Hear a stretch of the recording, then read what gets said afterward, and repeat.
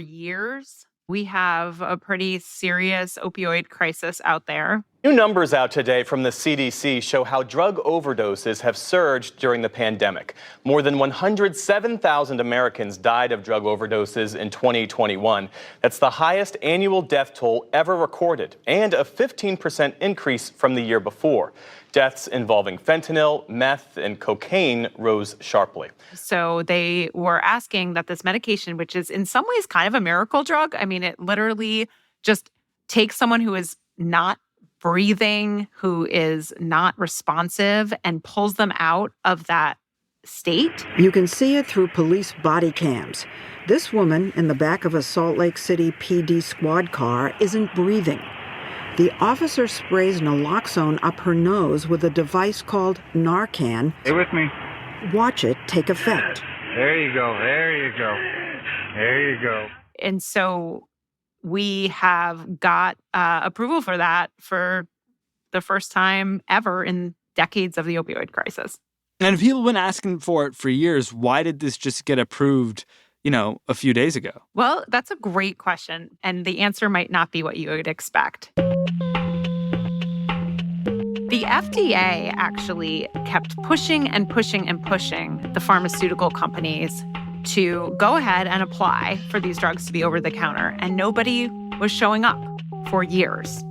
And so little by little, the FDA made it almost impossible for them not to apply. For example, a couple years ago, they said, here's what the packaging could look like if you want to apply, and actually made a mock-up of a potential over-the-counter version of Narcan.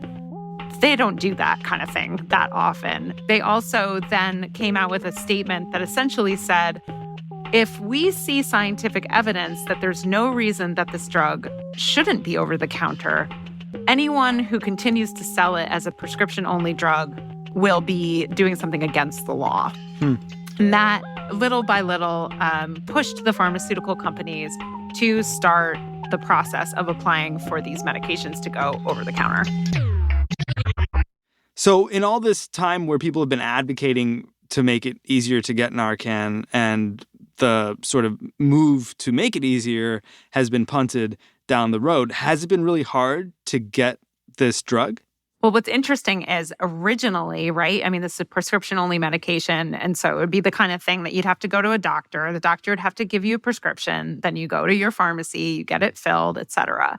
Because there was no over-the-counter version of this, states, advocacy groups, anyone you can think of that works with drug dealers, health advocates, figured out all these workarounds and at the state level made it possible to get this drug a little bit easier. So, for instance, if you walk into your pharmacy right now and you don't have a prescription, you ask for it, they'll give you this medication. And the reason is they have this what they call statewide standing orders. Think of this as a prescription for everyone in the state, whether it's a police department, a fire department, or even an individual, to go and obtain this drug so that they can start saving lives. Also, you have insurers will pay for it. They've tried so many ways to make this medication accessible and work around the fact that we didn't have an over-the-counter version of it.